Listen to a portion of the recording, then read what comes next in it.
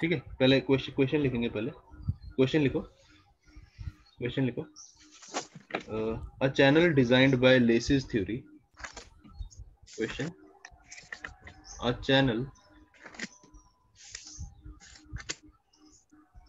designed by Lacy's theory, a channel designed by Lacy's theory has a mean velocity of has a mean velocity of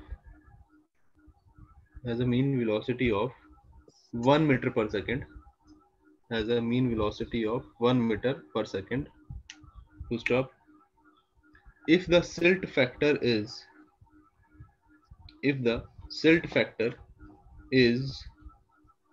unity, if the silt factor is unity, comma, then the mean size of the particle, sorry, if the silt factor is unity, comma, then the hydraulic mean radius, then the hydraulic mean radius will be option A 1.5 meter, option B 2 meters, option C 2.5 meters, या option D 1 meters. Sir एक बार question repeat करना sir. A channel designed by Lacy's theory, a channel designed by Lacy's theory has a mean velocity of 1 meter per second, full stop. If the silt factor is unity, comma, then hydraulic mean radius will be option A 1.5 meter, option B 2 meter, option C 2.5 meter, या option D 1 meter. Sir इसका 2 answer है, तो सी बार 2.5 बिल्कुल ही simple सा question था यार, simple जी सा sir. Formula लगना है आपका, R इज इक्वल टू 5/2, ये सामने लिखा हुआ आपका formula, v square upon f ये लगा आपका फॉर्मूला, यही फॉर्मूला 1 by लगना 1 था आपका 1 by 1 R is 5 by equal 2 to 5/2, हाँ वो 1 है तो 5/2 2.5 आ जाएगा, ठीक है। चलो हाफ हो एक जाएगा। क्वेश्चन और करेंगे, ठीक है, एक क्वेश्चन और करेंगे। क्वेश्चन लिखो, the silt factor used by Lacy in his regime theory, the silt factor used by Lacy in his regime theory was adjusted to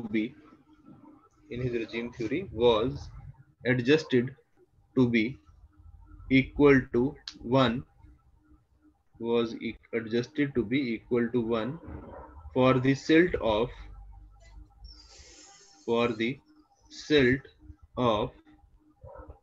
upper Bari Doab alluvium, for the silt of upper Bari Doab alluvium, full stop. What was the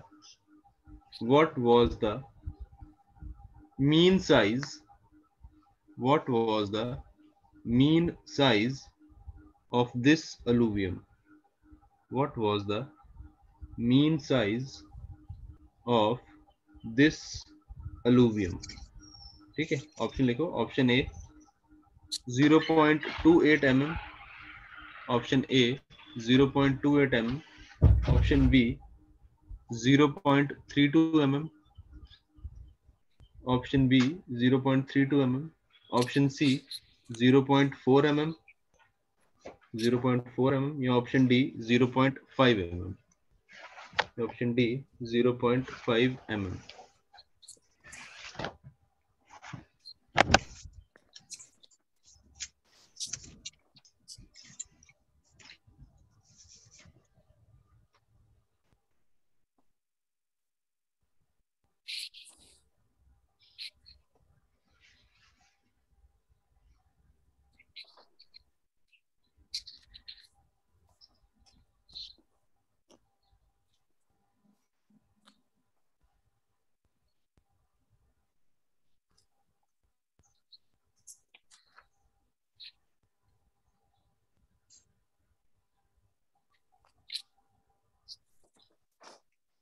D answer है। क्या B ना? 0.32। हाँ 0.32 exactly 0.32 0.32 कैसे किया ये? वही formula दिया calculator तो ऊपर। नहीं यूज किया? नहीं नहीं कैलकुलेटर यूज नहीं। कैलकुलेटर तो नहीं यूज? ठीक है, फॉर्मूला आपका अब सिंपल, आपको पता है आपका सिल्ट फैक्टर का फॉर्मूला क्या है? आपका सिल्ट फैक्टर का आपका फॉर्मूला आपको पता है क्या है? F is equal to 1.76 under root D. आपको डी की वैल्यू निकालनी है, एफ दे रखा है आपको, ठीक है ना?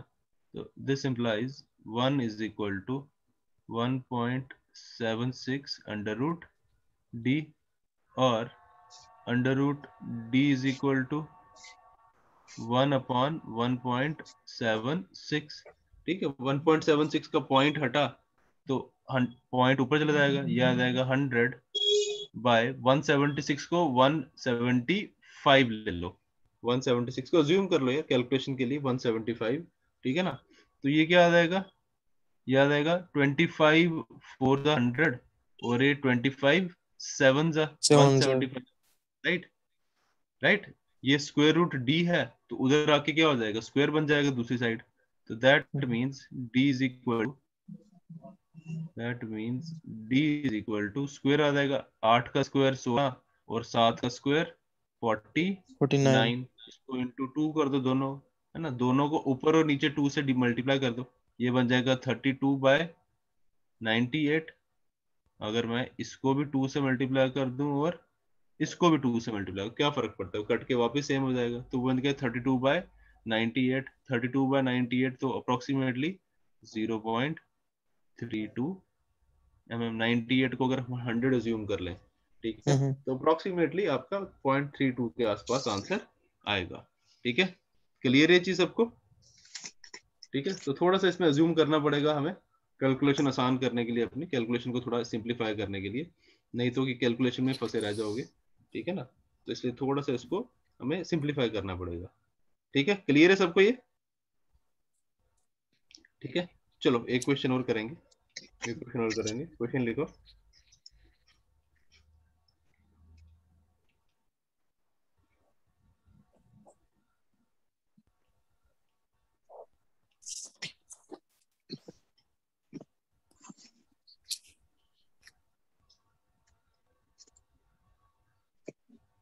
ठीक है, रुकना जरा। ठीक है, इरिगेशन एफिशिएंसी पे क्वेश्चन है, क्वेश्चन लिखो। If the irrigation efficiency is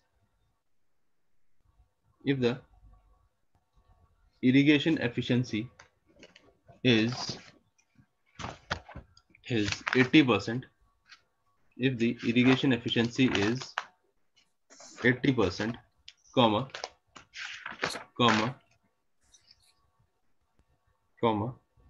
conveyance losses are 20%, conveyance losses are 20%, conveyance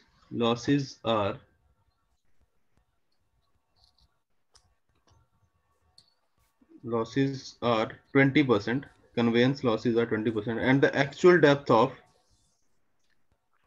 and the actual depth of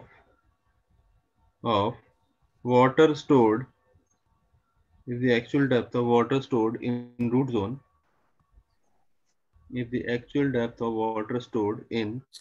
root zone is 16 centimeters, is 16 centimeters, comma, the depth of water required, the depth of water required, the depth of water required at the canal outlet, the depth of water required at the canal outlet, मतलब कितना पानी आपका divert हो रहा है, ठीक है ना? तो water required at canal outlet is option A 10 centimeter, option B 15 centimeter, option C 20 centimeter, या ऑप्शन डी 25 सेंटीमीटर।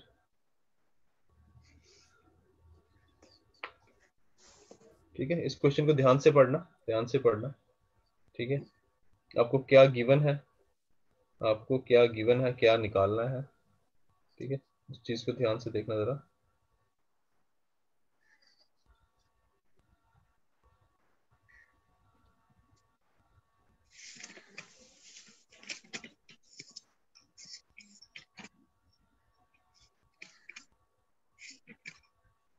आपको एफिशिएंसी कौन सी दे रही है? जो इरिगेशन एफिशिएंसी है, दैट मींस वो क्या गिवन है आपको? वो बेसिकली आपको वाटर एप्लीकेशन एफिशिएंसी गिवन है, क्योंकि हमें गिवन है ना क्वेश्चन में कि water stored in the root zone, ठीक है ना? तो water stored in the root zone कौन सी एफिशिएंसी में आता है आपका?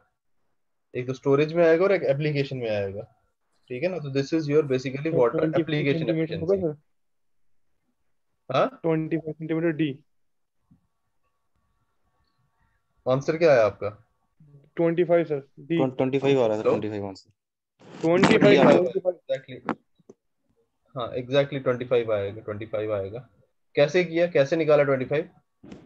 सर मैंने 20% पहले सर क्या? लॉस है, वो 20% लॉस हो जाएंगे तो हाँ हो वो जाएगा माइनस। 50। हाँ हाँ, तो वो क्या हो पहले जाएगा? 80% है, 80% को माइनस में करूंगा सर, 20 हो जाएगा 60% में निकालूंगा 16 सेंटीमीटर का, तो उसको ऐड कर दूंगा 16 हाँ को, तो वो निकला सर 25 हाँ हाँ, सेंटीमीटर। 25 सेंटीमीटर, ठीक है, ऐसे भी कर सकते हो, ऐसे भी कर सकते हो।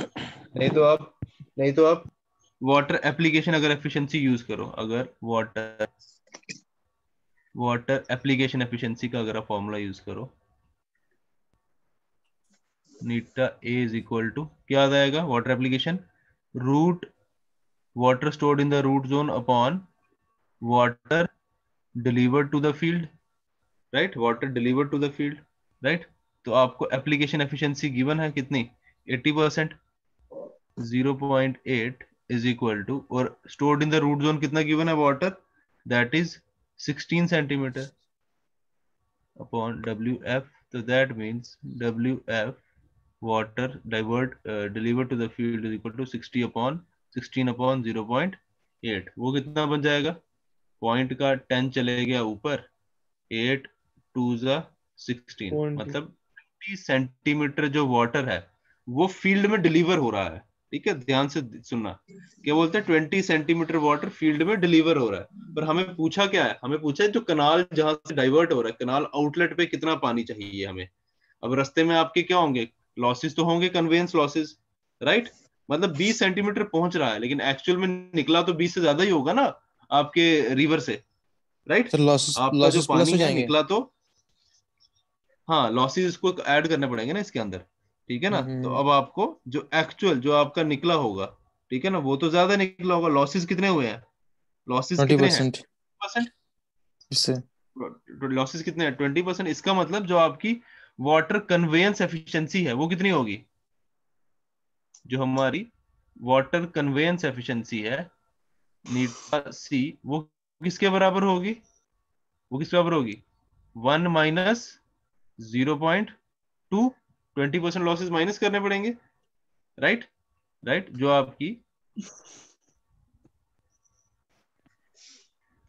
वाटर कन्वेयंस एफिशिएंसी है वो किसके बराबर होगी? आप ऐसे लिख लो, 100% माइनस 20% लॉसेस, 20% लॉसेस, वो कितना हो गया? वो इतना हो गया आपका 80 80%। इसका मतलब वाटर कन्वेयंस एफिशिएंसी भी होगी कितनी, 80%। तो water conveyance efficiency eta C is equal to water delivered to the field upon water diverted from the canal।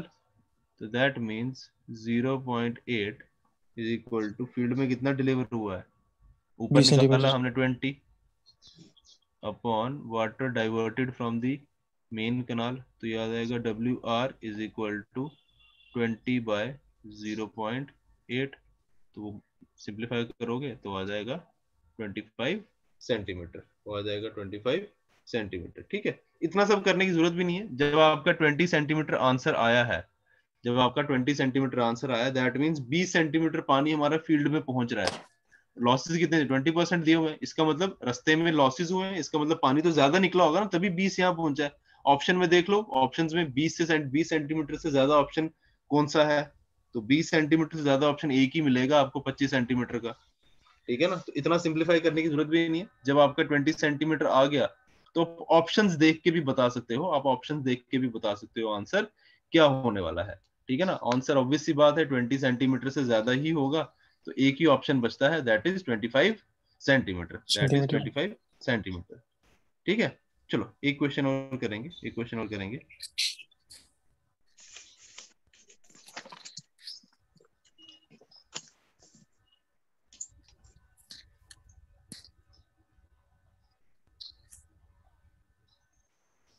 चलो क्वेश्चन लिखो।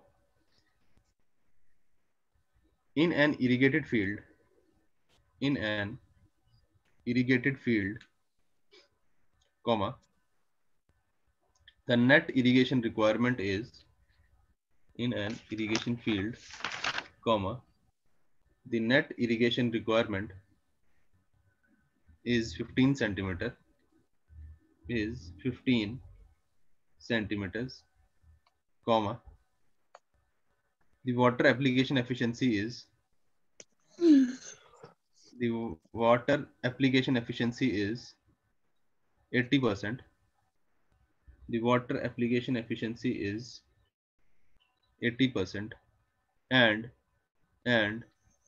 water conveyance efficiency, and water conveyance efficiency is 60%, and water conveyance efficiency is 60%, 60%, full stop. What is the gross irrigation requirement? What is the gross irrigation requirement? ठीक है, option लिखो। Option A 11.25 centimetre, 11.25 centimetre. Option B 18.75 centimetre. Option B 18.75 centimetre. Option C 25 centimetre. Option C 25 centimetre, या option D 31.25 centimetre. 31.25, 31.25 centimetre. Question repeat करना फिर से। लिखो। in an irrigated field, in an irrigated field, comma, the net irrigation requirement is, the net irrigation requirement is 15 centimeter, comma, the water application efficiency is, the water application efficiency is 80%, and water conveyance efficiency is 60%, and water conveyance efficiency is 60%, full stop. What is the gross irrigation requirement? What is the gross irrigation requirement? ठीक है, GIR निकालना है आपको।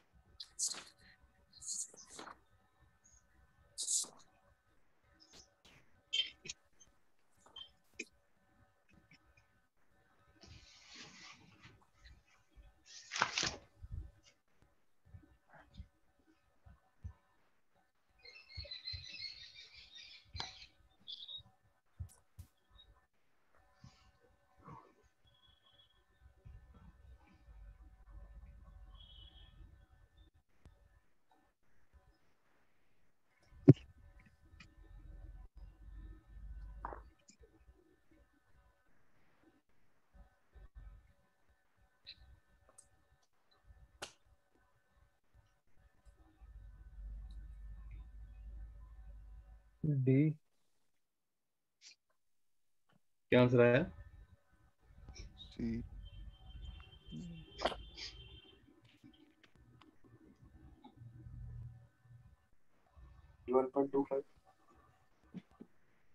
कितना?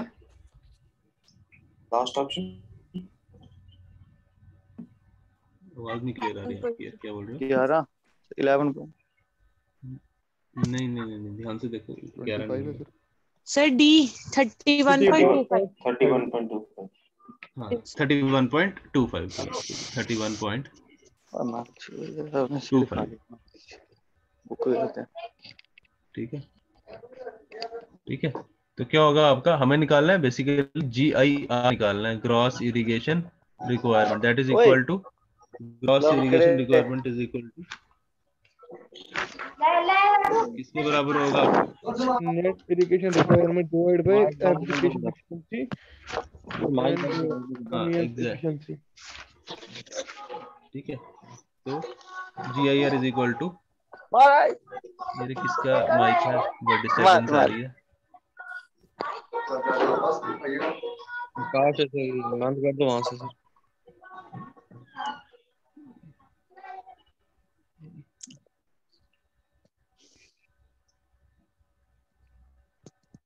ठीक है, तो GIR is equal to FIR by conveyance efficiency, या फिर अब FIR किसके बराबर है, NIR by water application efficiency, और ये कन्वेंस एफिशिएंसी तो ऑलरेडी आपका FIR वाले फॉर्मूले में है। तो दैट इज NIR कितना गिवन है आपको क्वेश्चन में, 15 सेंटीमीटर। NIR कितना गिवन है? 15 है सर। 15 सेंटीमीटर 15 गिवन है ना, तो 15। और water application efficiency 80%, water application efficiency given है आपको क्वेश्चन में 80%, और एक आपको है ना, तो 80% आ जाएगी 0.8, और ये कितना गिवन है कन्वेंस 60%, तो 0.6।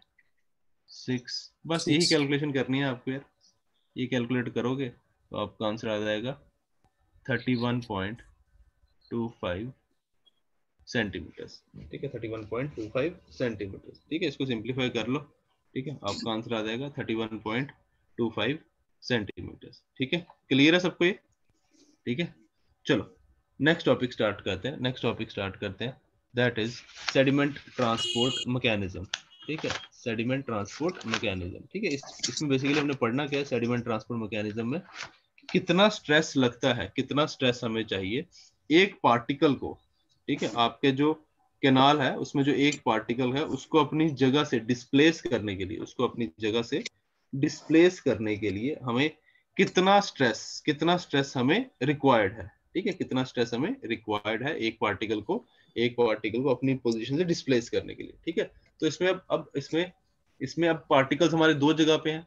ठीक है ना, अब हमारा जो चैनल है उसमें क्या क्या है, तो आपका चैनल बेड है, और एक क्या आपका साइड स्लोप्स, राइट, उसकी जो साइड वाली बाउंड्रीज है, राइट। तो इसका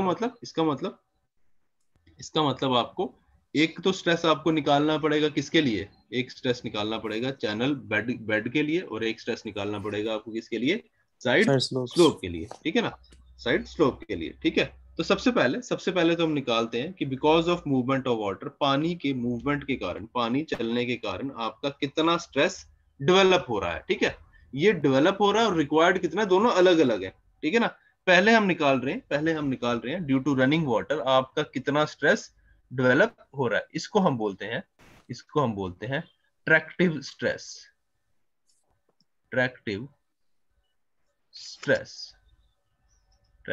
स्ट्रेस। ये किस वजह से है, due to movement of water. ठीक है ना, चलते पानी की वजह से जो स्ट्रेस डेवलप हो रहा है, दैट इज कॉल्ड ट्रैक्टिव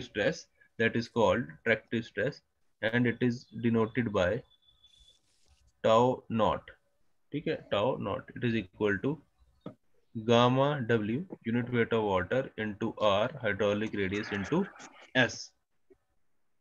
ठीक है, तो tractive stress is equal to gamma W R into S। ठीक है, R सब समझते हैं क्या, R is your hydraulic radius, R is equal to hydraulic radius, और S भी समझते हैं सारे, क्या है आपका bed slope, S is bed slope, S is bed slope, ठीक है। तो this is your tractive stress, जो आपका स्ट्रेस डेवलप हो रहा है because of movement of water, ठीक है।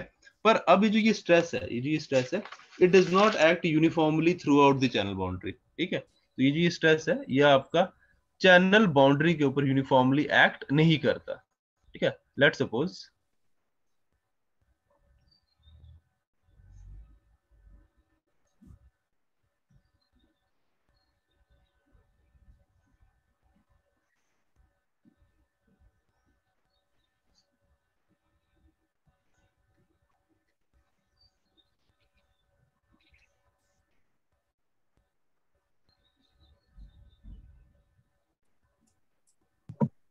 सर हाँ, एफिशिएंट मूवमेंट के लिए ट्रैक्टिव से ज्यादा होना चाहिए ना? किसके लिए? अगर एफिशिएंट मूवमेंट चाहिए हमें इरिगेशन कैनाल में, तो ट्रैक्टिव से ज्यादा नहीं होना चाहिए, क्योंकि सेडिमेंटेशन नहीं होगी क्या उससे। चाहिए मुझे, आवाज समझ नहीं आ रही, क्या सर क्या ज्यादा? एफिशिएंट मूवमेंट चाहिए अगर कैनाल के अंदर हमको, हाँ हाँ हाँ तो ट्रैक्टिव से हाँ ज्यादा हाँ, नहीं चाहिए? ट्रैक्टिव स्ट्रेस आपका ज्यादा कम होना चाहिए ना। हाँ, अगर स्ट्रेस ज्यादा लगेगा तो वो पार्टिकल्स को क्या करेगा, सेटल अपनी कराएगा। जगह से निकाल देगा, तो आपकी स्काउरिंग होना स्टार्ट हो जाएगी आपकी, निकालना नहीं चाहिए वो। समझ रहे हो। अगर ट्रैक्टिव स्ट्रेस ज्यादा हुआ, अगर पानी ज्यादा फोर्स लगा रहा है, तो दैट मींस वो पार्टिकल्स के ऊपर ज्यादा फोर्स लगा रहा है, दैट मींस पार्टिकल पे ज्यादा फोर्स लग रही है, तो वहां पे स्काउरिंग होने के चांसेस क्या हो जाएंगे, बढ़ आपके जाएंगे। इंक्रीज हो जाएंगे, ठीक है ना। अभी ठीक है, अभी हम कंपेयर करेंगे, अभी पार्टिकल को मूव करने के लिए कितनी फोर्स चाहिए वो अलग निकालेंगे अभी, तो फिर इन दोनों को कंपेयर करेंगे, जो ज्यादा हुआ तो उस हिसाब से क्या होगा, आपकी मूवमेंट होगी, ठीक है। तो लेट सपोज ये आपका चैनल आ गया, let suppose this is your channel, ठीक है, ठीक है। अब हमने ट्रैक्टिव स्ट्रेस निकाल तो लिया gamma W R S, but क्या बोला, it does not act uniformly over the channel surface, ठीक है, does not act uniformly over the channel surface, ठीक है। जो आपका चैनल बेड है, वहां पे तो ये चैनल बेड के ऊपर तो ये आपका यूनिफॉर्मली एक्ट करता है, चैनल बेड के ऊपर तो ये आपका यूनिफॉर्मली, जैसे आपका यूनिफॉर्मली डिस्ट्रीब्यूटेड लोड होता है ना, यूडीएल, राइट, ये उसी की तरह एक्ट करता है, यूडीएल की तरह।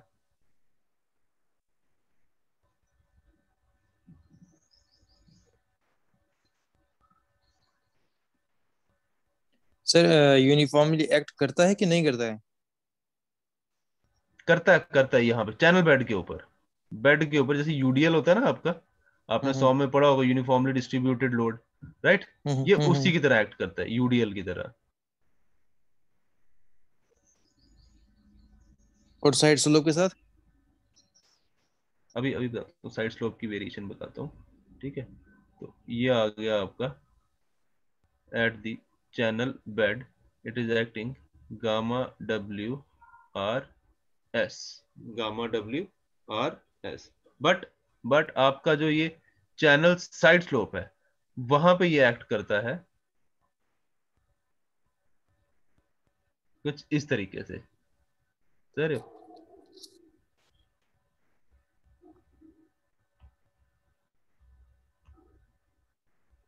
ठीक है, with maximum value equal to 0.75 gamma W R S, ठीक है। सेंटर पे maximum value 0.75 gamma W R S, और एजेस पे कहाँ पे आपका ये टॉप एज यहाँ पे, और ये बॉटम एज, यहाँ पे वैल्यू क्या हो जाती है, 0, यहाँ पे वैल्यू हो जाती है 0, ठीक है। तो ये कुछ इस तरह से एक्ट करता है आपका चैनल साइड स्लोप्स पे, ठीक है, साइड्स पे ये कुछ इस तरह से एक्ट करता है, with maximum value at the centre being equal to 0.75 gamma W R S, ठीक है, 0.75 गामा डब्ल्यू आर एस, ठीक है, ठीक है, क्लियर है चीज। This is the distribution of tractive stress, this is the distribution of tractive stress along the channel boundary,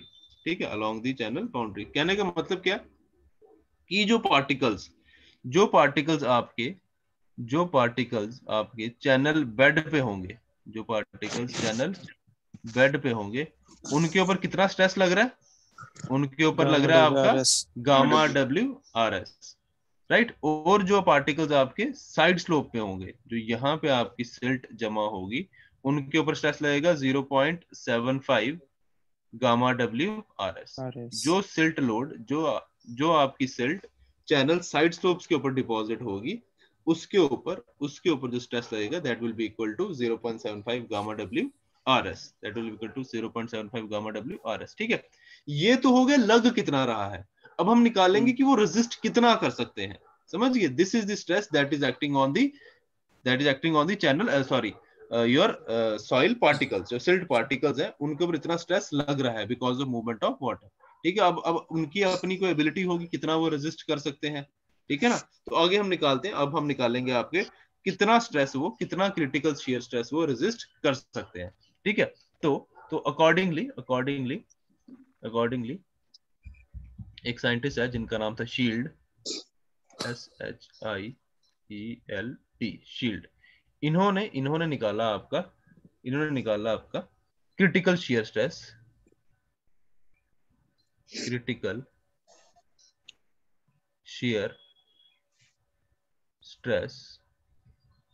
for non scoring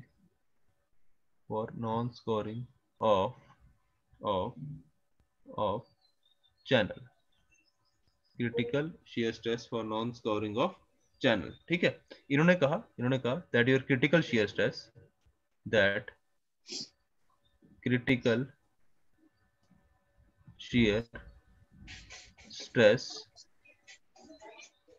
tau c is given as 0.056 gamma w into d into mean size of the particles into specific gravity of the soil particles minus 1।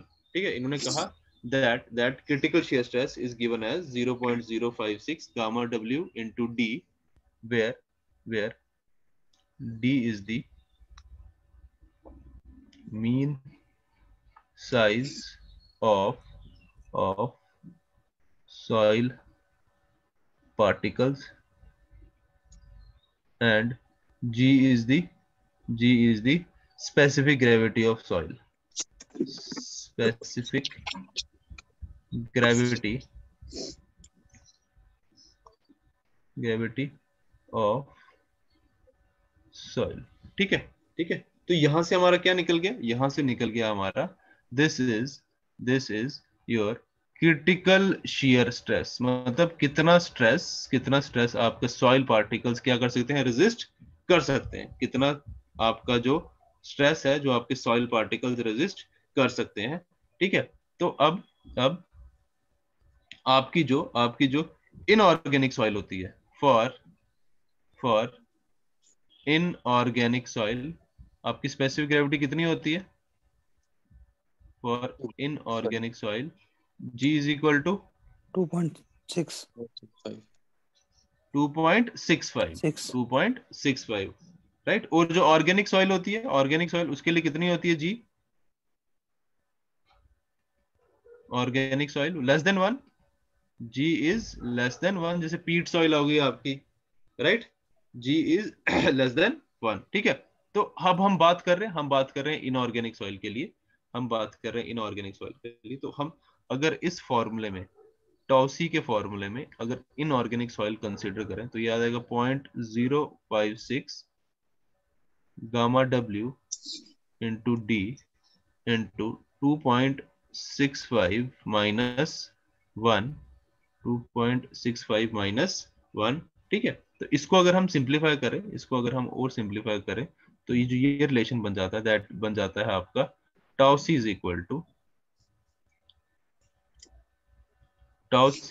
is equal to gamma W D 0.05 ये सब तो multiply हो जाएगा, तो बचा gamma W into D upon 11।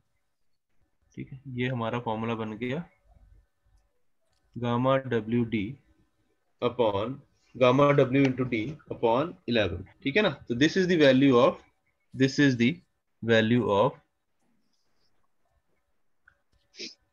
critical shear stress. This is the value of critical shear stress. Critical shear stress मतलब shear stress की वो वैल्यू जो आपका एक पार्टिकल क्या कर सकता है, रेजिस्ट Bear कर कर सकता है। सकता है, ठीक है? हाँ, रेजिस्ट कर सकता है, बियर कर सकता है। तो that means for no scouring,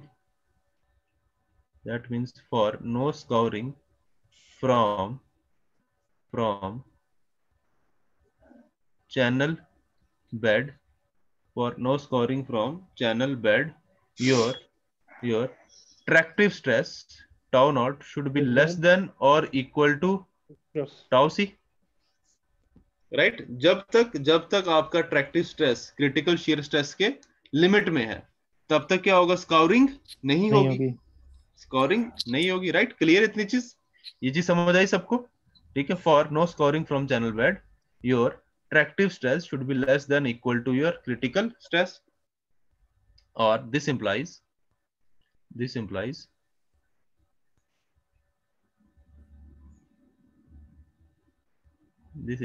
अब आपका ट्रैक्टिव स्ट्रेस किसके बराबर है?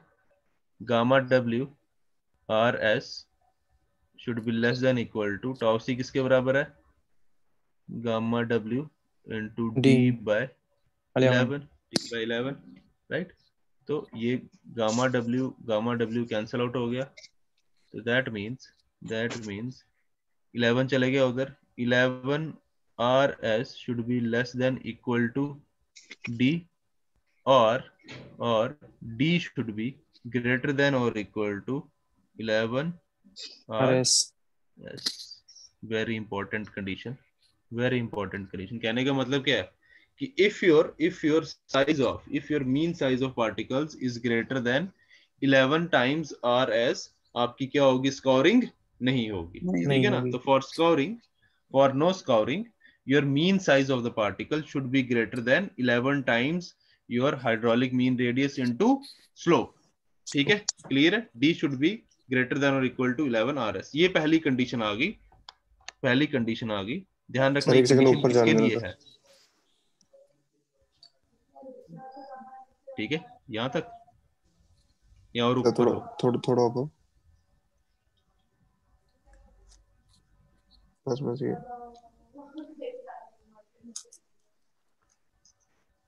कर लो, सुनिए जो स्क्रीनशॉट ले लो। ठीक है, एक मिनट। नो स्कोरिंग वाली लाइन कैसे बताना? हाँ, नो स्कोरिंग जो ये लिखी है, हाँ जी कैसे बताने का लिखा हुआ है? हाँ, ठीक है। क्या बोलता है? For no scouring from channel bed, ठीक है? अब देखो, अब स्ट्रेस लग कितना रहा है चैनल बेड के ऊपर? स्ट्रेस लग रहा है आपका ये gamma W RS because of movement of water, जो मूव करेगा वो कितना स्ट्रेस लगा रहा है? गामा W RS मतलब वो पार्टिकल्स को अपने साथ लेके जाने की कोशिश करेगा, राइट? ट्रैक्टिव स्ट्रेस लग रहा है, स्ट्रेस मतलब फोर्स लग रही है, राइट? लेकिन जो आपके पार्टिकल्स हैं they can resist a shear stress up to, ये जो हमने निकाला, शील्ड ने जो दिया है आपका expression, tau C is equal to 0.056 gamma W D into G minus 1, ठीक है? अब हमने क्या अज्यूम किया? हमने अज्यूम कर लिया इनऑर्गेनिक पार्टिकल्स। हमने अज्यूम कर लिया कि लेट सपोज जो आपका चैनल है ये आपका बना है किससे? इनऑर्गेनिक सॉइल पार्टिकल से, ठीक है? तो हमने G की जगह क्या पुट कर दिया? 2.65 पुट कर दिया, राइट? इसको सिंप्लीफाई किया तो हमारा रिलेशन बन गया tau C is equal to gamma W D upon 11, ठीक है? ये क्या आ गई? This is the value of critical shear stress, मतलब सॉरी, कितना शियर स्ट्रेस आपका जो एक पार्टिकल कितना शियर स्ट्रेस रेजिस्ट कर सकता है, समझ गए? ये आ गया आपका जो पार्टिकल है वो कितना शियर स्ट्रेस रेजिस्ट कर सकता है, ठीक है? दैट मींस अगर आप चाहते हो कि if for no scouring scouring ना हो आपकी चैनल बेड से, तो दैट मींस जो आपका ट्रैक्टिव स्ट्रेस है, जो मूवमेंट के कारण, वाटर की मूवमेंट के कारण जो स्ट्रेस लग रहा है, दैट लेस शुड होना बी चाहिए, लेस देन आपका क्या क्रिटिकल शियर स्ट्रेस है, उससे क्रिटिकल कम होना चाहिए। तो बस राइट, वही हमने किया है यहाँ पे। Tau not is less than और इक्वल टू टाउ सी। ठीक है, ठीक तो है ये वैल्यू सब्स्टिट्यूट करी हमारी, तो ये आ गया gamma D should be greater then 11 RS। ध्यान रखना, this is for no scoring from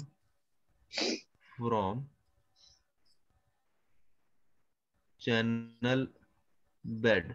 ठीक है, ध्यान रखना ये सिर्फ चैनल बेड के लिए है, चैनल साइड स्लोप्स के लिए नहीं है। ठीक है, चैनल साइड स्लोप्स के लिए नहीं है। ठीक है, क्लियर है चीज, इस चीज का ध्यान रखना। ठीक है, चलो ये आ गया हमारा चैनल बेड के लिए, तो हमने चेक कर लिया कि आपको कितना शेयर स्ट्रेस चाहिए आपका मूवमेंट नो स्कोरिंग के लिए। ठीक है, नेक्स्ट बात करते हैं क्रिटिकल स्ट्रेस। सर। हाँ हाँ सर जो इसमें टाउसी की बोलो। वैल्यू हमने निकाली, जो ग्रेटर देन होनी चाहिए क्रिटिकल, जो हमारी फ्लोड की जो वेलोसिटी होगी उससे कम होनी चाहिए, तभी जाके नॉन स्कोरिंग कंडीशन हाँ बनेगी। हाँ, तो सर ये डिजाइन की जाती है या फिर नेचुरली एग्जिस्ट होती है किसी पार्टिकल सॉइल में? ये बेसिकली सॉइल पे डिपेंड करती है। हम जो ये पढ़ रहे हैं ना, ये सब हमारे कौन से अर्दन चैनल है। ठीक है ना, जो ये मत कैनेडी थ्योरी लेसी हमने थ्योरी पढ़ी है, these are for earthen channel, जो मिट्टी में बने होते हैं ना चैनल, मतलब ये ये उनके नेचुरली ऊपर उसमें डिपेंड एग्जिस्ट करता है। करती है? पार्टिकल साइज पे डिपेंड करती है कि कौन सी और- टाइप ऑफ सॉइल में आप बना रहे हो। ठीक है ना, अच्छा। कौन सी टाइप ऑफ सॉइल में, अगर ठीक है ना, आप कौन सी टाइप ऑफ सॉइल में बना रहे हो, ये उसके ऊपर डिपेंड करता है। ठीक है, अच्छा, क्लियर है ये चीज।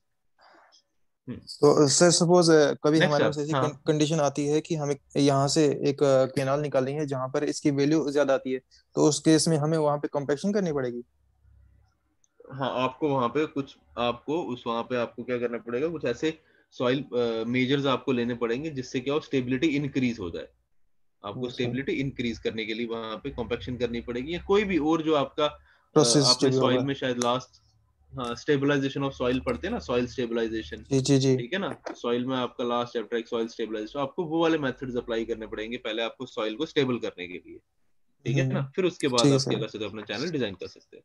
ठीक है, ओके सर। चलो नेक्स्ट आता है क्रिटिकल स्ट्रेस फॉर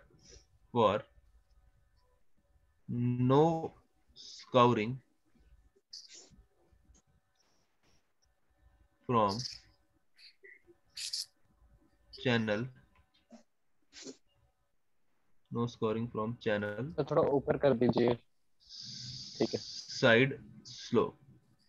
ठीक है, critical stress for no scouring from channel side slope. अब ठीक है, दिख रहा है? ठीक है, इसको मैं थोड़ा सा और ऊपर कर देता हूँ। ठीक है, critical stress for no scouring from channel side slope. ठीक है, it is given as tau c dash is equal to tau c under root 1 minus sin square theta upon 1 minus sin square phi। ठीक है, ठीक है, clear है? Critical stress for no scouring from channel side slope tau c dash is equal to tau c square root 1 minus sin square theta upon 1 minus sin square phi, where ये tau c की बात करें, tau c क्या आ गया, critical stress for no scouring from channel bottom, वो आ गया gamma W D upon 11। tau c आ गया गामा डब्ल्यू डी अपॉन 11। ठीक है, अभी थीटा और फाई क्या है, ये 1 minus sine square theta upon 1 minus sine square phi. अब ये क्या है? ठीक है, तो सबसे पहले थीटा की बात करते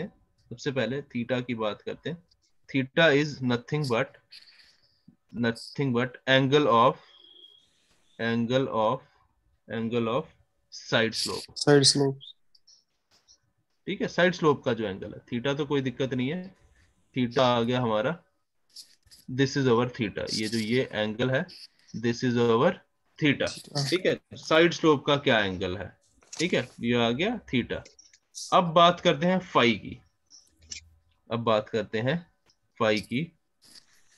ठीक है, कोई बता सकता है व्हाट इज फाई? सर ये ग्रेड सॉइल में पढ़ा होगा आपने क्या? Angle of repose. Angle of repose, exactly, friction angle या फिर angle of repose of soil particles. ठीक है, एंगल ऑफ रिपोज और फ्रिक्शन एंगल ऑफ सॉइल और फ्रिक्शन एंगल ऑफ सॉइल। ठीक है, फ्रिक्शन एंगल ऑफ सॉइल। ठीक है, थीटा आ गया एंगल ऑफ साइड स्लोप और फाई आ गया आपका एंगल ऑफ रिपोज और friction angle of soil.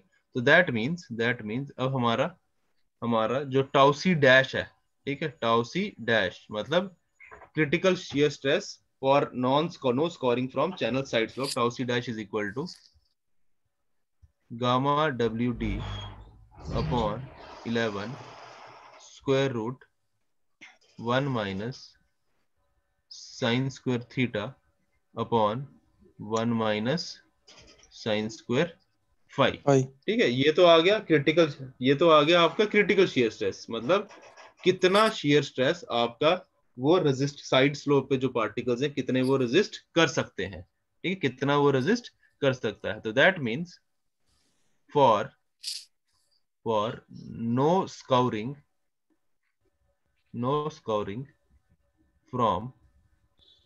from channel side slope, no scoring from channel side slope, tractive stress should be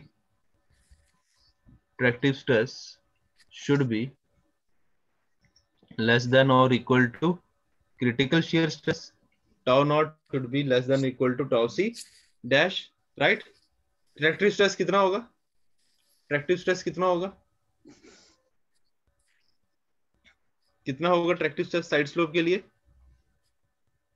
0.75 gamma W बिल्कुल, 0.75 गामा डब्ल्यू आर एस, क्योंकि हम side slope की बात कर रहे हैं तो दैट मींस ये कितना आ जाएगा 0.75 gamma W R S should be less than equal to gamma w d upon 11 square root 1 minus sin square theta upon 1 minus sin square phi।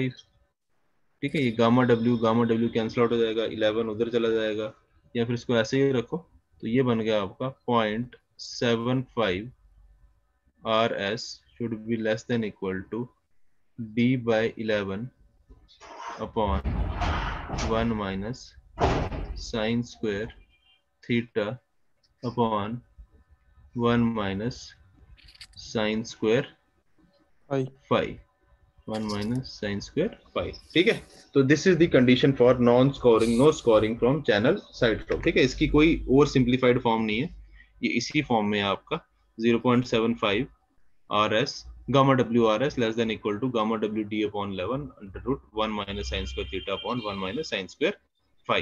ठीक है, तो एक कंडीशन आ गई फॉर नो स्कोरिंग फ्रॉम, एक कंडीशन आ गई for no scouring from channel bed. ठीक है, उसकी कंडीशन हमने देख ली, ये D should be greater than equal to gamma WRS, और दूसरी कंडीशन आ गई for no scouring from channel side slope. ठीक है, उसकी कंडीशन भी हमने देख ली। ठीक है, क्लियर है चीज? ठीक है, ये दो कंडीशन आ गई हैं आपकी किसके लिए? अगर आप चाहते हो कि आपकी स्कोरिंग ना हो, अगर आप चाहते हो आपकी स्कोरिंग ना हो। ठीक है, एक क्वेश्चन करेंगे, क्वेश्चन लिखो, एक क्वेश्चन लिखो,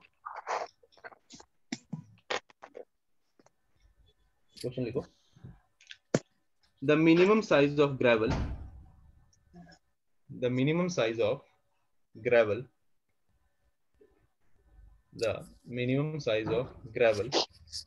that will not move the minimum size of gravel that will not move in a bed the minimum size of gravel that will not move in a bed of a wide rectangular channel in a bed of a wide rectangular channel of depth wide rectangular channel of depth 0.8 meter, wide rectangular channel of depth 0.8 meter and longitudinal slope and longitudinal slope मतलब along the length, मतलब bed slope की बात कर रहा है ये. longitudinal slope of, सामने लिख रहा हूँ 0.0041, longitudinal slope of 0.0041 is option A 11 mm, option B 23 mm, option A 11 mm, option B 23 mm, option C 36 mm, option C 36 mm, या ऑप्शन डी 57 mm, ये ऑप्शन डी 57 mm. ये पहली line एक बार repeat करना प्लीज. पहले line देखो. the minimum size of gravel that will not move, the minimum size of gravel that will not move in the bed, that will not move in the bed बस of a wide rectangular channel. ठीक है. बस.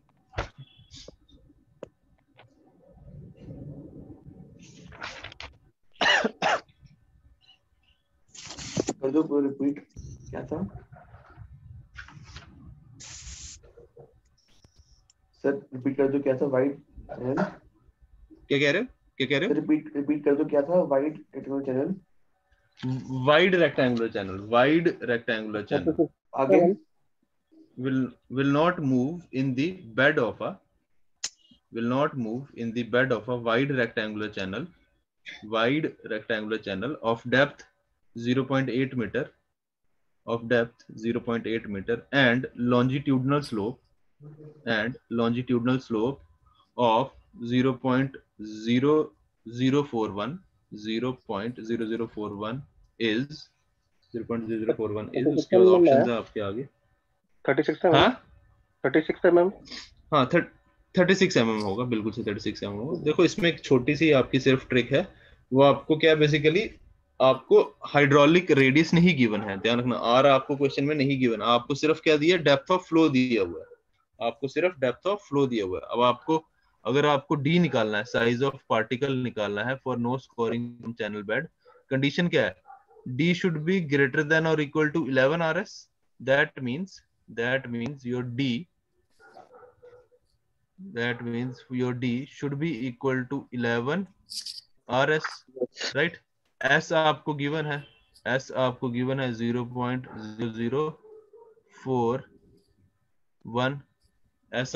है 0.0041, but R given नहीं है. R की जगह आपको क्या given है? आपको डेप्थ given है. y is equal to 0.8 metre. ठीक है. अब आप यहाँ पे क्या यूज करोगे? आप क्वेश्चन ध्यान से पढ़ो. उन्होंने लिखा है वाइड रेक्टेंगुलर चैनल. जिन्होंने ओपन चैनल फ्लो पढ़ा है उन्हें पता होगा वाइड रेक्टेंगुलर चैनल का मतलब क्या है. जिन्होंने ओपन चैनल फ्लो पढ़ा है उन्हें पता होगा वाइड रेक्टेंगुलर चैनल का मतलब क्या है. Let's suppose wide rectangular channel मतलब एक चैनल जिसकी विड्थ बहुत ज्यादा है as compare to its depth. Wide rectangular channel का मतलब कि वो चैनल जिसकी width B is much greater than its depth of flow Y. ठीक है. एक ही रेक्टेंगुलर चैनल ले लिया. ठीक है. तो फॉर, ध्यान रखना, for wide rectangular channel, B is much greater than its depth y. B is much greater than its depth y. ठीक है. तो अब अगर मुझे हाइड्रोलिक रेडियस निकालना है, R किसके बराबर होगा? R is equal to, R is nothing but wetted area upon wetted perimeter. Wetted area R A by P, wetted area upon wetted perimeter. अब एरिया किसके बराबर होगा? Sir B into Y. Area किसके बराबर होगा? B into Y. बिल्कुल सही. ठीक है. और वेटेड पैरामीटर किसके बराबर होगा? B plus 2Y. ये Y प्लस हाँ b प्लस 2y। बट अगर आप यहाँ पे देखो, आपका जो b है, आपका जो b है, it is much greater than y।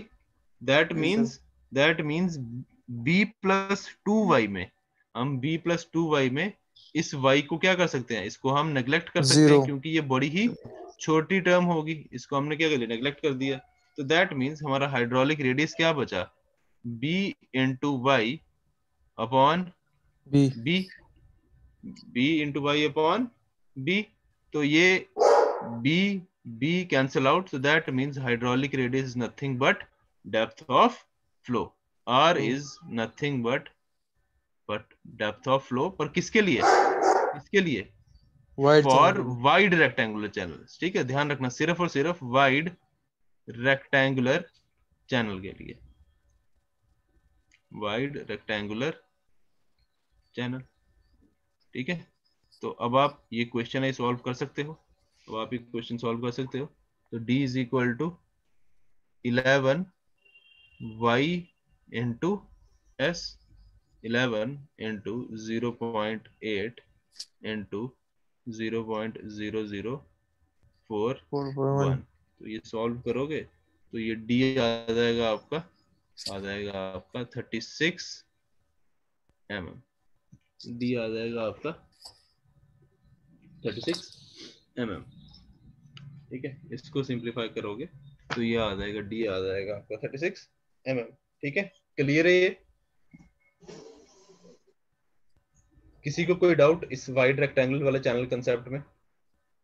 Sir इसमें 88 को अगर हम देखो 80 लिखे और 41 को 40 लिखे 32 आ जाता है, तो फिर हम अप्रोक्सीमेट 36 के आसपास जाएंगे ना, क्योंकि 3 वाली फिगर में सिर्फ हाँ 3 वाला ही है। एग्जैक्टली आपने आपने वैल्यू रिड्यूस करी है ना, हाँ हाँ। आपने पॉइंट और फोर सर फोर वन, तो आंसर आपका ज्यादा होना चाहिए एक्चुअल में। और सर 30 आपने वाली वैल्यूज टर्म पे एक ही आंसर है ना, 36, बाकी सब 2 और एक 5 में है। एक एक एग्जैक्टली ऐसे ही करोगे। ठीक है ना, आपने 88 को 80 कर दिया, 41 को 40 कर दिया, मतलब वैल्यूज को रिड्यूस कर दिया, इसलिए आंसर आपका कम आया है। एक्चुअल आंसर 32 से ज्यादा होना चाहिए थोड़ा सा, तो वो यस आपका सर। 32 से थोड़ा ज्यादा क्या आ जाएगा, 36 आ जाएगा। 36। ठीक है, क्लियर है ये चीज, यस क्लियर है ये सर। चीज सबको? ठीक है, चलो नेक्स्ट टॉपिक स्टार्ट करते हैं। Next is your design of lined canals. ठीक है, नेक्स्ट इज, सर 1 मिनट ऊपर करना। एक मिनट, अभी अभी कर देता हूँ, एक मिनट, हेडिंग लिख लेना दो बस मेरे को, डिजाइन ऑफ लाइंड कैनाल। ठीक है, अब बताओ, बस इतना ही और ऊपर करना है? बस इतना।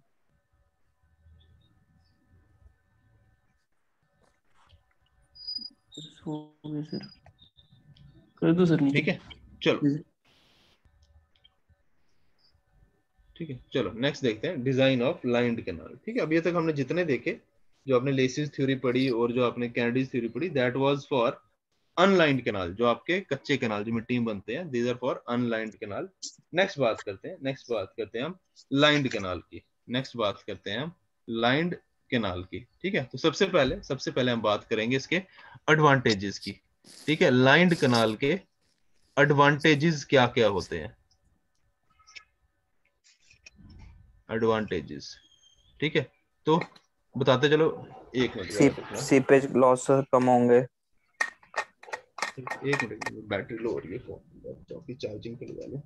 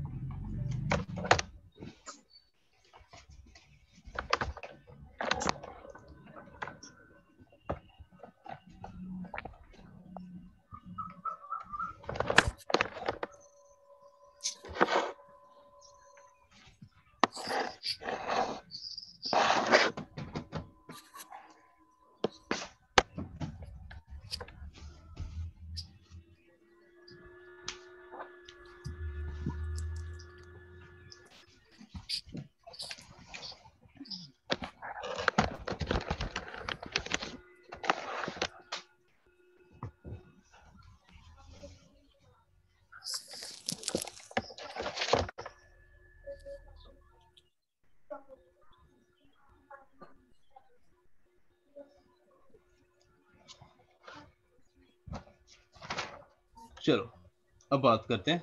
अब बताओ मुझे क्या एडवांटेज होंगे आपके लाइन कैनाल के। सर पहले तो सीपेज पहले प्रोसेस लाइंड कैनाल्स, पहले तो लाइंड कैनाल्स होते क्या, व्हाट आर लाइंड कैनाल्स, पहले ये बात करते हैं, व्हाट आर लाइंड कैनाल्स। तो जैसे हमारा रणवीर लाइंड कैनाल कैनाल, है सर, पक्की वाली। हाँ पक्की वाली मतलब जिसको हमने क्या कर दिया हुआ, जिसकी पेरिफेरी है, जो बाउंड्री है, it is made up of hard surface. कोई आपने हार्ड सरफेस। कंक्रीटिंग करी है, एसफल्ट, ब्रिक लाइनिंग करी है, ठीक है ना, मतलब यस सर। जिसकी पेरिफेरल बाउंड्री है, it is made up of hard surface, ठीक है। अब सरफेस। बात करते हैं एडवांटेजेस के, ठीक है। तो सबसे पहला एडवांटेज क्या आ गया, सर चलो एक एक करके ड्यूरेबिलिटी आते हैं। ज्यादा होगी इसकी, मतलब लाइफ ज्यादा होगी, ठीक है। लाइफ ज्यादा है। Life life is more. और सेकंड पॉइंट, मेंटेनेंस कॉस्ट कम सेकंड होगी। Exactly less maintenance crowded, cost कम होगी। सर सेल्टिंग प्रोसेस में लेस होगा। Maintain less scouring crowded. नहीं होगी, मेन सेटिंग मेंटेनेंस सीपेज नहीं होगी, इसके कॉस्ट बेड स्टेबल होंगे।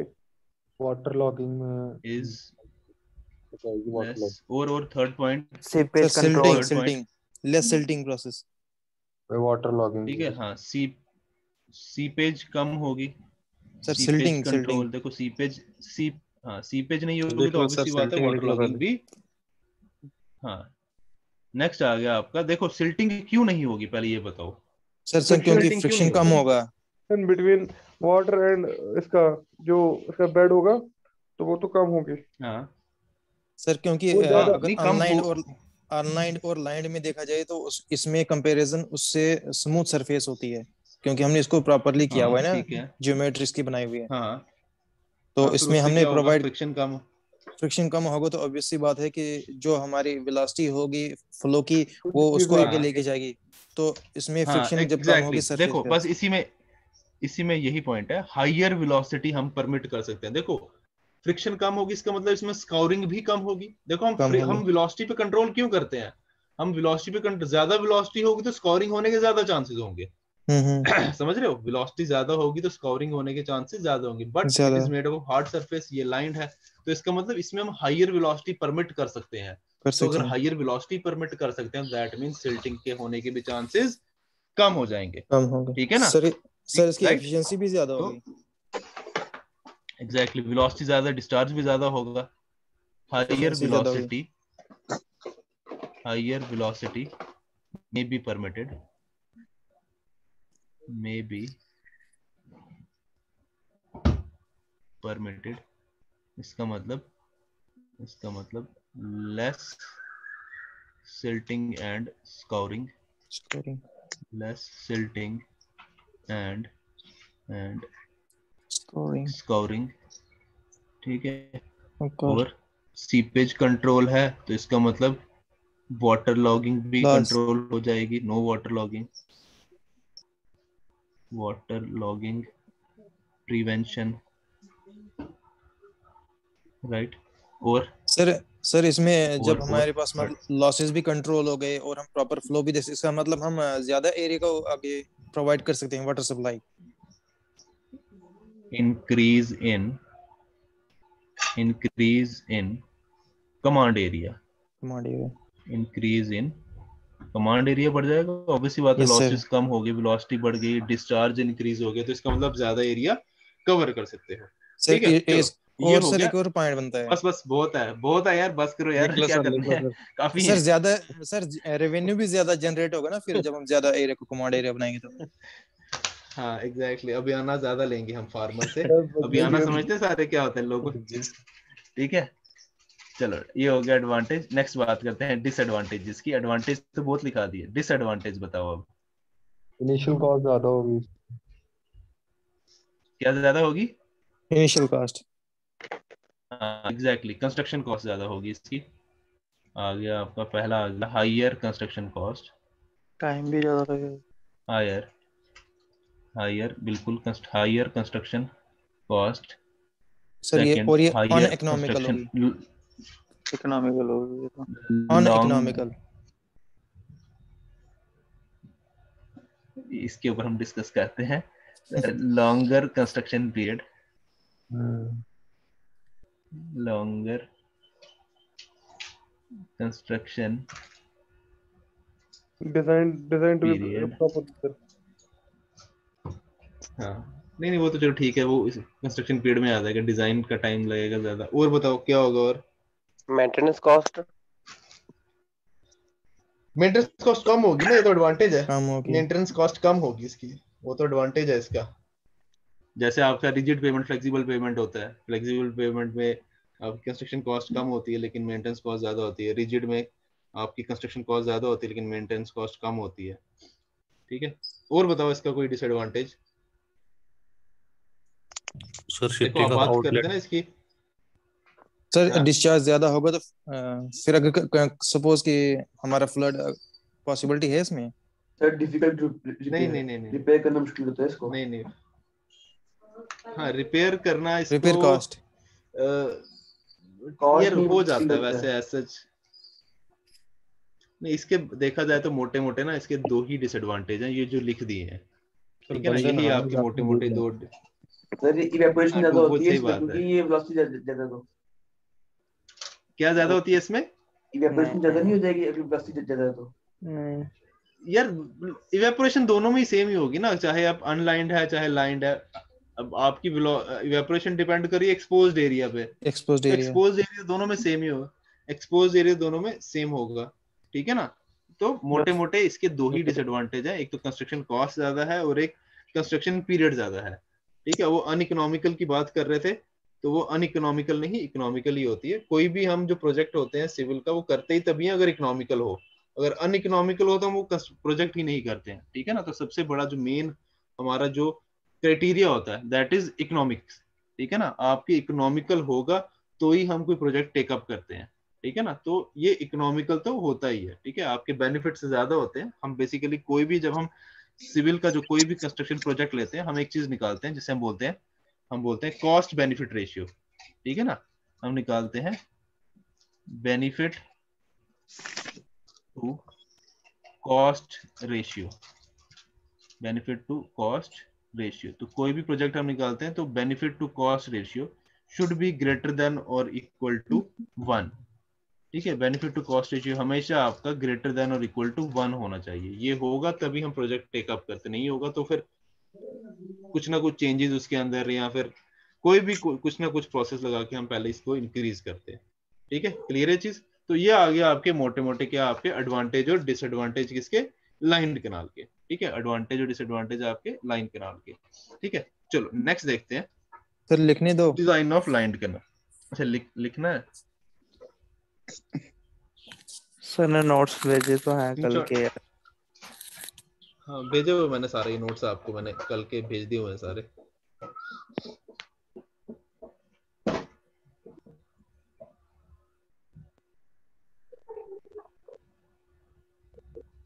जो बाकी वाले नोट्स हैं वो आज भेज दूंगा मैं, तो आपके इरिगेशन के ऑलमोस्ट सारे ही हो जाएंगे नोट्स।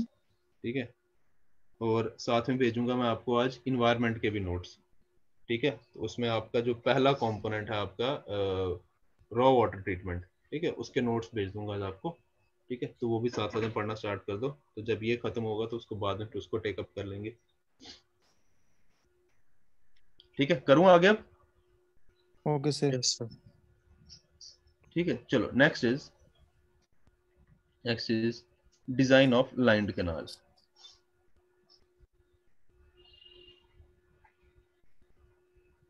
ठीक है, डिजाइन ऑफ लाइन कैनाल, कुछ इसमें ज्यादा नहीं पढ़ना है हमने, कोई इसमें खास कोई डिजाइन नहीं है। सिर्फ आप देखेंगे हमारे कौन कौन सी हम सेक्शन लेते हैं और क्यों लेते हैं। ठीक है ना, तो सबसे बड़ा एडवांटेज, सबसे पहले हमारे जो डिजाइन कैनाल है हमारे दो टाइप्स के आते हैं। ठीक है, टू सेक्शंस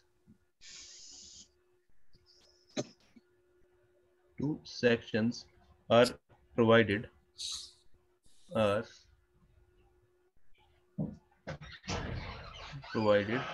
ठीक है, फर्स्ट आ गया आपका, फर्स्ट इज ट्रायंगुलर सेक्शन।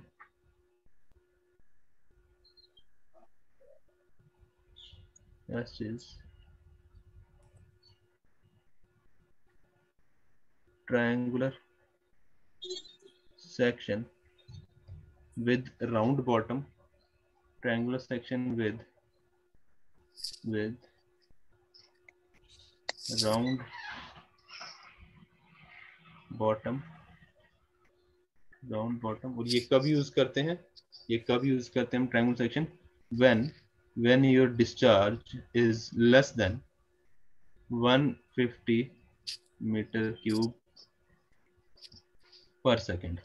ये कब यूज करते हैं? when your discharge is less than 150 metre cube per second. Second आता है आपका, second is trapezoidal section. Trapezoidal section with round corners,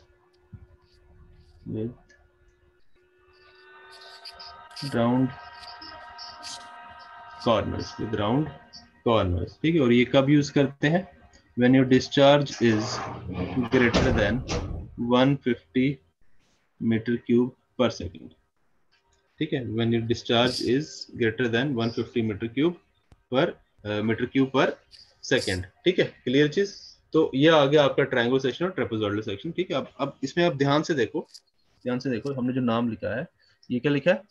triangular section with round bottoms, trapezoidal section with round corners, right. कहने का मतलब क्या है?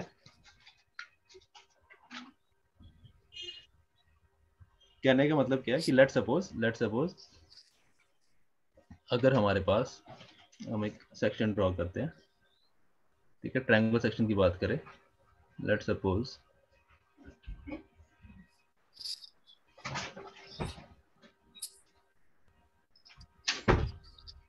if this is your triangular section,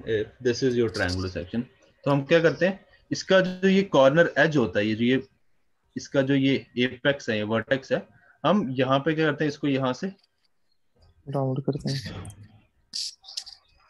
round कर देते हैं, राइट। हम क्या करते हैं? इसको यहाँ पे राउंड कर देते हैं, राइट।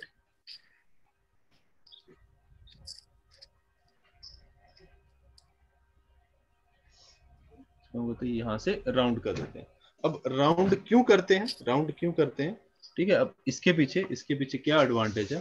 तो राउंड करने के पीछे एडवांटेज क्या है कि इससे क्या होता है? इसकी डिस्चार्ज कैरिंग कैपेसिटी इंक्रीज हो जाती है, ठीक है ना। तो राउंड क्यों करते हैं?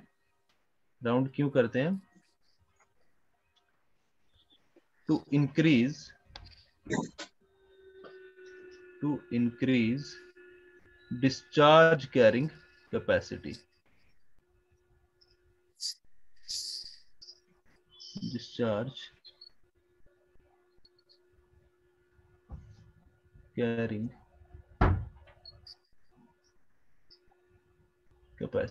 ठीक है। To increase discharge carrying capacity, ठीक है ना। ठीक है, डिस्चार्ज कैरिंग कैपेसिटी क्या होती है? इससे इंक्रीज होती है। डिस्चार्ज कैरिंग कैपेसिटी इंक्रीज कैसे होती है? कैपेसिटी इंक्रीज कैसे होती है? बेसिकली क्या होता है? अब हमारा जो वेटेड पेरीमीटर होगा, ठीक है, अगर मैं बात करूं, हमारा जो वेटेड पेरीमीटर होगा, ये बढ़ेगा कि कम हो जाएगा? तो बता सकते हैं मेरे को? इसको राउंड करने से क्या मेरा वेटेड पेरीमीटर बढ़ रहा है कि कम हो रहा है? बढ़ रहा है। वेटेड पेरीमीटर बढ़ रहा है। ध्यान से देखो एक बार फिर से, वेटेड पेरीमीटर कम हो जाएगा यार, कम हो रहा है यार, कम हो जाएगा। देखो अगर अब पहले सर अगर इस आर्क की कंपैरिजन लेंथ से करी जाए, जो हमें रिड्यूस कर दी है नीचे ट्रायंगल के जो कॉर्नर बन रहा है, वो तो ज्यादा है ना जो रिड्यूस हो गया। आर्क हमेशा छोटी बनती है। आर्क की लेंथ कम होगी कि ज्यादा होगी? सर इसमें कम हो गई आर्क की लेंथ, हाँ कम होगी ना, तभी तो वेटेड पेरीमीटर मतलब कम हो गया। Yes sir. वेटेड पेरीमीटर कम हो गया तो इसका मतलब मेरा आर क्या है? R is equal to A by P. अगर पी कम हो गया तो दैट मीन्स आर इंक्रीज हो गया, दैट मीन्स आर इंक्रीज हो गया। आर इंक्रीज हो गया तो that means Q is equal to 1 by N R A into r raised to power 2/3 और s raised to power 1/2, right. r की value increase होगी तो दैट मींस डिस्चार्ज भी इंक्रीज हो गया, दैट मींस डिस्चार्ज भी क्या हो गया? आपका इंक्रीज हो गया, राइट। क्लियर है चीज सबको, राइट। तो हमारा जो राउंड करने के कारण, राउंडिंग से क्या होता है? आपका डिस्चार्ज क्या होता है? आपका इंक्रीज कर जाता है, ठीक है। चलो अब जरा हाइड्रोलिक रेडियस किसकी निकालते हैं हम, किसकी? ट्रायंगुलर सेक्शन की। तो लेट्स सपोज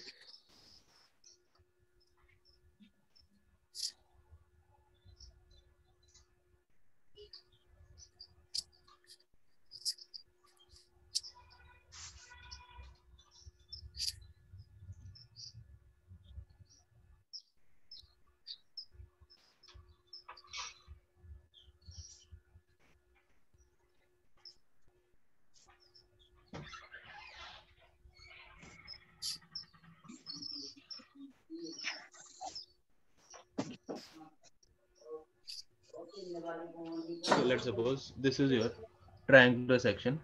ये एंगल है थीटा, इसका मतलब ये एंगल भी थीटा होगा, इसका मतलब ये एंगल भी थीटा होगा, और ये एंगल भी क्या होगा, थीटा। थीटा। ठीक है, ये सारे एंगल क्या आ गया आपके, थीटा।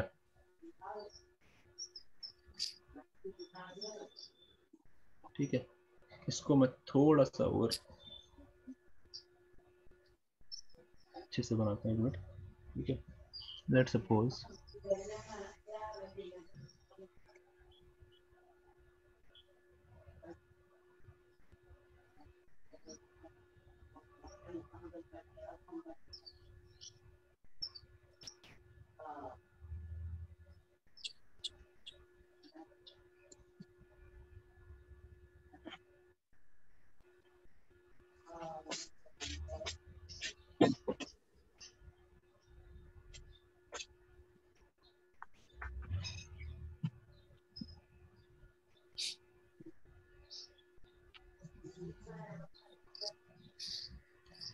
जैसा भी बना यार, उससे काम चला लो। ठीक है, तो लेट्स सपोज ये एंगल थीटा है, ये थीटा है, तो इसका मतलब ये एंगल भी थीटा होगा और ये एंगल भी थीटा होगा। लेट्स सपोज ये 90 डिग्री एंगल, ये 90 डिग्री एंगल, ये डेप्थ y, ये भी y, और ये भी y। ठीक है, ये भी y, ये भी y, और ये भी y। ठीक है, तो अब अगर मुझे इस सेक्शन का एरिया निकालना है, लेट्स सपोज ये सेक्शन बनी है मेरी, लेट्स सपोज मुझे इसका एरिया निकालना है, तो कैसे निकालूंगा, इसका एरिया कैसे निकालूंगा? 2 थीटा बाय 360। राइट, देखो मेरे पास दो ट्रायंगुलर सेक्शन बन रही हैं, एक ये ट्रायंगल, एक ये ट्रायंगल। अगर मैं इन दोनों ट्रायंगल सेक्शन के एरिया निकाल लूं, प्लस ये जो ये आर्क बन रही है, ये जो ये सेक्टर बन रहा है आपका, इसको ले लो ओ ए बी सी और डी।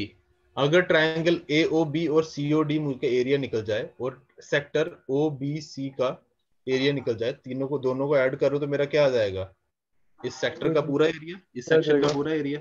राइट, राइट, कैसे निकालोगे, ट्रायंगल का कैसे निकालोगे? तो मिल जाएगा सर। हाँ, ट्रायंगल का निकालने के लिए हाफ बेस इनटू हाइट। जी सर। Yes sir. के लिए आपको पहले ए बी की लेंथ निकालनी पड़ेगी, मुझे ए बी निकालना पड़ेगा। ए बी कितना आएगा, निकालो, साइन कॉस tan लगाओ, देखो क्या लगता है, लगाओ जरा, ए बी निकालो।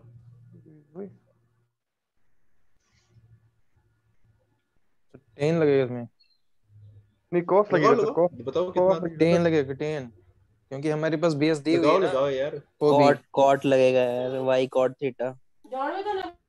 हाँ एग्जैक्टली, ए बी आ जाएगा हमारा, वही tan लगाओ चाहे कॉट लगाओ। ठीक है, तो ये आ जाएगा, ए बी आ गया हमारा y कॉट थीटा, और सिमिलरली सी डी क्या आ गया, y cot theta, y cot theta. ठीक है, तो यहां से तो हमारा ट्रायंगल का एरिया निकल जाएगा, हाफ बेस इनटू हाइट करके निकल जाएगा। अब सेक्टर का एरिया कैसे निकालोगे? 2 थीटा बाय 360 सेक्टर का एरिया किसके बराबर? हाँ exactly, 2 theta by 360 into pi R square. देखो सीधी सी बात है, जब हमारा एंगल, ध्यान से देखना, जब हमारा एंगल 2 पाई मतलब 360 है, तो दैट मींस उस समय एरिया कितना होगा, pi R square pi Y square, पूरा सर्कल। जब एंगल कितना है आपका, 2 पाई रेडियंस है, राइट। जब आपका 1 रेडियन एंगल होगा, तो उस समय एंगल कितना होगा, area pi Y square upon 2 pi. But हमें एंगल कितना गिवन है, हमारे पास एंगल है 2 थीटा, तो 2 theta is equal to pi Y square upon 2 pi into 2 theta into 2 theta. Right, clear है? तो दैट मीन्स अब हमारे पास एरिया कितना आ गया, A is equal to twice into half into Y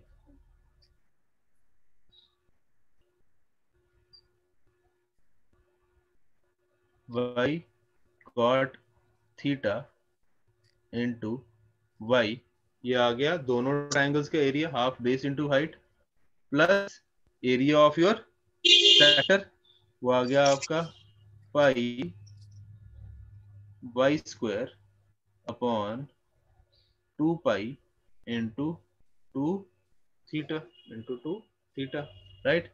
ये 2 कैंसिल आउट, ये 2 गया, ये 2 गया, ये पाई गया, ये पाई गया, तो हमारा बचा गया पीछे, ये आ गया y square cot theta plus y square theta, तो that means a is equal to y square common आ जाएगा बाहर, y स्क्वायर कॉमन आ गया, बचा क्या, cot theta plus theta cot theta plus theta, cot theta plus theta, ये आ गया एरिया, ठीक है। अब वेटेड पेरीमीटर निकालो जरा, इसी तरीके से वेटेड पेरीमीटर भी निकलेगा, निकालो वेटेड पेरीमीटर कितना होगा, वेटेड कितना होगा, y cot theta plus y cot theta plus length of this arc, BC arc की लेंथ निकालनी है, ठीक है ना। तो wetted perimeter is nothing but P is equal to 2y cot theta plus length of arc. अब arc की length निकालो, कैसे निकालोगे, आर्क की लेंथ किसके बराबर होगी, जैसे हमने पीछे किया वैसे ही करेंगे। जब एंगल 2 पाई है तो आर्क लेंथ कितनी होगी, 360 के लिए आपकी आर्क लेंथ कितनी होगी, जो पूरा पेरीमीटर होगा सर्कल का 2 पाई आर, तो 2 थीटा के लिए कितनी हो जाएगी, राइट, ऐसे ही करेंगे 2 पाई थीटा जब आपका, राइट, हाँ बिल्कुल 2y थीटा, ठीक है। This is the length of your arc, this is the length of your arc, right. तो यहां से 2y कॉमन आ गया, 2y कॉमन आ गया, तो बचा गया पीछे cot theta plus theta, cot theta plus theta, यही बचा, राइट। तो इसका मतलब वेटेड पैरामीटर कितना, सॉरी हाइड्रोलिक रेडियस कितना हो गया मेरा, hydraulic radius y/2 r is equal to a by p, ये आ गया आपका y square cot theta plus theta theta upon 2y cot theta plus theta, ठीक है। cot थीटा प्लस थीटा और cot theta plus theta cut गया, ये y square और एक ये y कट गया, तो that means y/2 hydraulic radius is equal to y/2, hydraulic radius is equal to y/2, ठीक है। तो ये ध्यान से रखना, ये ध्यान में रखना, ठीक है। ट्रायंगुलर सेक्शन के लिए hydraulic radius is nothing but y/2, depth का हाफ, ठीक है, डेप्थ का हाफ। क्लियर है चीज सर? हाँ बोलो बोलो। तो हम जो ट्रायंगल सेक्शन में निकालते थे उसमें r y/2 आता था ना,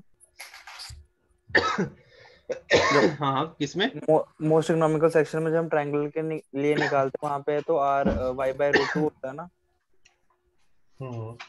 तो इसमें y/2 तो मतलब कौन सा हमें यूज करना है जब अगर कभी क्वेश्चन में यूज करना हो। देखो ये जो ये निकाला, दिस इज, देखो this is not your most efficient section, ये हमने एक जनरल सेक्शन की बात कर रहे हैं, ठीक है। जब हम थीटा की वैल्यू को सब्स्टिट्यूट करेंगे ना, थीटा जब हम अपना लेंगे उसमें क्या होता है, 90 डिग्री होता था थीटा, जब हम थीटा की वैल्यू सब्स्टिट्यूट करेंगे तब आपका मोस्ट इकोनॉमिकल सेक्शन बनेगा, ठीक है। मोस्ट इकोनॉमिकल सेक्शन वही है जो आपने उसमें पढ़ा है, ये हम एक जनरल सेक्शन की बात कर रहे हैं, ठीक है। This is just a general section, ठीक है। क्लियर है चीज सबको? ठीक सर, ठीक है, चलो नेक्स्ट बात करते हैं ट्रेपेजॉइडल सेक्शन। हाँ बोलो बोलो सर, ये जो आर्क वाला आपने बनाया जरा दोबारा से बताओ। कौन सा आर्क वाला, ये हाँ जो सेंटर पोर्शन है, देखो बेसिकली किया क्या हमने क्या किया, डिस्चार्ज इंक्रीज करने के लिए हमने ये किया अपना हमने देखो आर्क बनाने का जो मेन फंडा है ना, दैट इज बेसिकली हमने वेटेड पैरामीटर कम करना है। ठीक है, जो हमारा मेन फंडा है आपका आर्क बनाने के पीछे, that is basically to decrease the wetted parameter. मतलब देखो वेटेड पैरामीटर कम करने का मतलब क्या है? What is weighted parameter? मतलब कितने लेंथ से कितने लेंथ से आपका वाटर जो है कांटेक्ट में है। कांटेक्ट में वेटेड पैरामीटर वही होता है ना कि Yes, sir. पेरिफेरी को कितना गीला कर रहा है, वेटेड पैरामीटर। हमारा मेन फंडा क्या है? उसको कम करना है। देखो उससे कम करने से होगा क्या?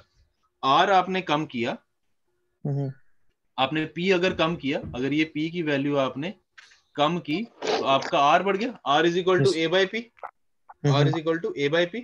देखो एक चीज तो यहां से आर बढ़ गया, आर बढ़ने के कारण क्या हो गया हमारा डिस्चार्ज, क्या Q is equal to 1 by n a r raise to 2 by 3 s raise to 1 by 2। R बढ़ा तो दैट मींस डिस्चार्ज भी इंक्रीज हो गया, राइट? Q भी बढ़ गया, वही तो करना है हमें। और एक और चीज, अगर आपका वेटेड पैरामीटर कम हो गया, इसका मतलब आपका जो पानी है it is coming in contact with less surface, surface से कम है तो मतलब फ्रिक्शन कम होगी, फ्रिक्शन कम होगी तो मतलब वेलोसिटी बढ़ गई, वेलोसिटी बढ़ गई तो डिस्चार्ज बढ़ गया, राइट? समझ गए? तो इसके दो तरीके हैं समझने के इसको। या तो आप वेटेड पैरामीटर कम कर रहे हो तो हाइड्रोलिक रेडियस बढ़ रहा है, या फिर वेटेड पैरामीटर कम कर रहे हो तो फ्रिक्शन कम हो रही है, आपकी एरिया जो है, जो कांटेक्ट सरफेस है वो क्या हो रही है? कम हो रही है। ठीक है, क्लियर है चीज? सर ये वाटर ठीक कैरिंग है, कैपेसिटी हाँ। Of the canal also decrease. नहीं, वाटर कैरिंग कैपेसिटी तो बढ़ जाएगी ना, डिस्चार्ज इंक्रीज कर जाएगा आपका। अच्छा हाँ हाँ ठीक है। वाटर कैरिंग, ठीक है ना, डिस्चार्ज तो बढ़ जाएगा ना, वाटर कैरिंग कैपेसिटी तो इंक्रीज हो जाएगी। ठीक है, तो ध्यान रखो जो हमारा लाइंड कैनाल है, देखो जो लाइंड कैनाल का, अभी बताता हूँ आपको, जो lined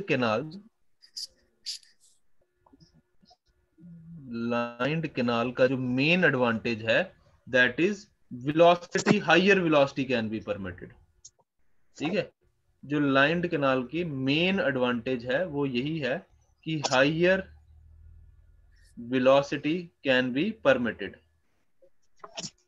higher velocity can be permitted. ठीक है ना, क्योंकि अब आपकी स्कोरिंग के चांसेस कम हो गए, क्योंकि आपका लाइंड कैनाल है, आपकी सरफेस हार्ड है, तो दैट मींस अब स्कोरिंग के चांसेस कम है, तो इसका मतलब ज्यादा वेलोसिटी परमिट कर सकते हो। जब आप ज्यादा वेलोसिटी परमिट कर रहे हो तो दैट मींस आपका क्या हो रहा है? डिस्चार्ज इंक्रीज हो रहा है। Discharge is equal to area into velocity, तो that means your discharge carrying capacity has increased. ठीक है, क्लियर है चीज सबको? ठीक है, चलो नेक्स्ट बात करते हैं। Second is your trapezoidal section. Next is your trapezoidal section. Next बात करेंगे ट्रेपेजॉइडल सेक्शन की। ठीक है, तो ट्रेपेजॉइडल सेक्शन में सबसे पहले सेक्शन ड्रॉ करते हैं।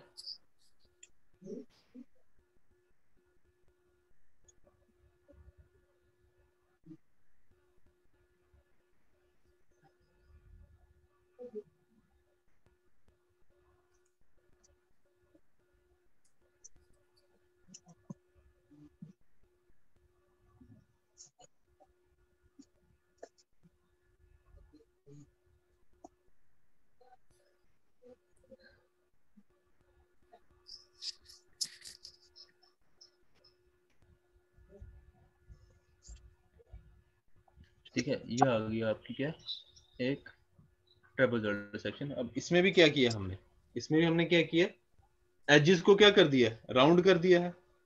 हमने किया क्या है? एजेस को राउंड कर दिया। तो लेट्स सपोज जो आपकी एज है,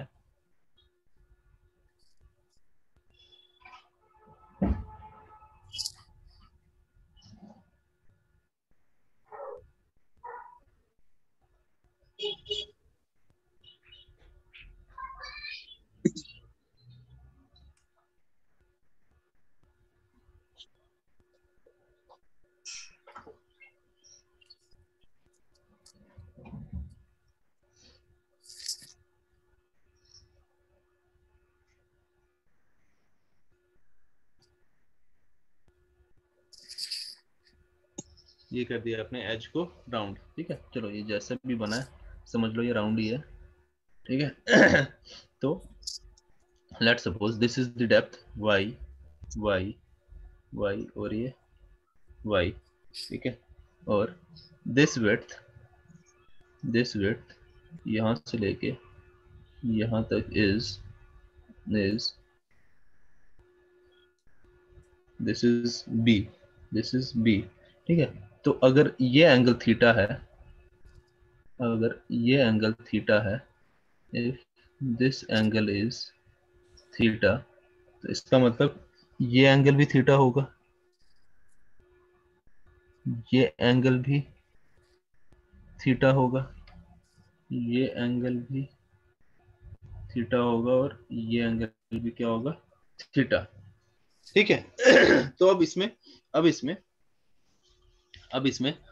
आप इसका एरिया कैसे निकालोगे? अब मुझे बताओ इसका एरिया कैसे निकालोगे। लेट्स सपोज मुझे अब इसका एरिया निकालना है ट्रेपेजॉइडल सेक्शन का। इसका तो एरिया किसके बराबर होगा? 2 रेक्टेंगल्स होंगे सर, और बीच में सेक्टर्स 2 भी होंगे, और एक रेक्टेंगल होगा बड़ा वाला बीच में। देखो बीच में क्या आ गया आपका, एक रेक्टेंगल, इसका एरिया क्या हो गया? अगर जी V by b Y। into y, yes sir. Yes sir. इसका एरिया आ गया b into y, ठीक है। अब थोड़ी देर के लिए ये बीच वाला b भूल जाओ। अगर हम इस बीच वाले b को नेग्लेक्ट कर दें और इन सेक्शंस को जोड़ दें, मतलब लेट सपोज मेरा ये पॉइंट है P और ये पॉइंट है Q। अगर मैं P Q पॉइंट्स को जोड़ दूं तो ये कौन सी सेक्शन बन रही है आपकी? ये ट्रायंगुलर सेक्शन नहीं बन रही, बीच का सर्कुलर पोर्शन और साइड में क्या आ गया आपकी साइड स्लोप, जो भी हमने किया। अगर आप ध्यान से देखो, हाँ जो पीछे किया हमने, ठीक है ना। अगर मैं ये बीच वाला B निकाल दूं और ये P और Q पॉइंट्स को जोड़ दूं तो ये क्या बन जाएगा? 2 साइड स्लोप और बीच का राउंडेड पोर्शन, तो दैट मीन्स मेरा एरिया किसके बराबर आ गया?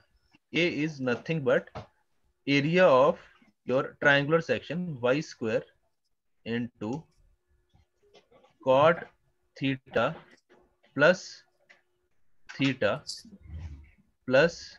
area of rectangular section by। यह आ गया मेरा एरिया ऑफ ट्रेपेजॉइडल सेक्शन। और वैसे ही मुझे अगर इसका वेटेड पेरीमीटर निकालना हो P, क्या आ जाएगा? Wetted perimeter of triangular section क्या था वो? 2y cot theta plus theta plus b, right? Clear है चीज? ये क्या आ गया? This is your wetted perimeter 2y into cot theta plus b, ठीक है। ये आ गया आपका वेटेड पेरीमीटर। तो यहां से अगर मुझे हाइड्रोलिक रेडियस निकालना हो, किसका होगा? r is equal to a by p, right? Clear है चीज? यार अब यहाँ पे इसको सिंप्लीफाई करोगे तो ये कैंसिल आउट नहीं होगा, तो यहाँ पे इसको हम ऐसे ही रखेंगे। a आ गया y square cot theta plus by, और p आ गया 2y cot theta plus b, ठीक है। क्लियर है चीज? ठीक है। तो अब डिपेंड करता है आपकी लाइनिंग किस हिसाब से, उसके लिए कुछ वेलोसिटी की लिमिट्स दी गई हैं, ठीक है ना। तो लाइनिंग एंड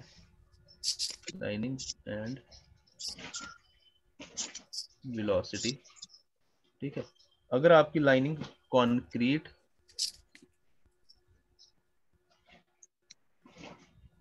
की है तो आपकी जो वेलोसिटी परमिटेड है दैट इज 2 to 2.5 मीटर पर सेकेंड, ठीक है। और अगर ये बर्न्ट क्ले की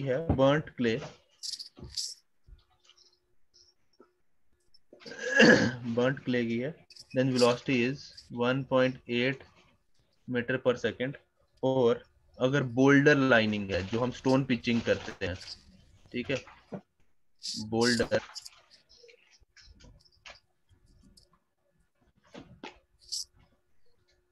and if your lining is of boulder lining या स्टोन पिचिंग जो करते हैं,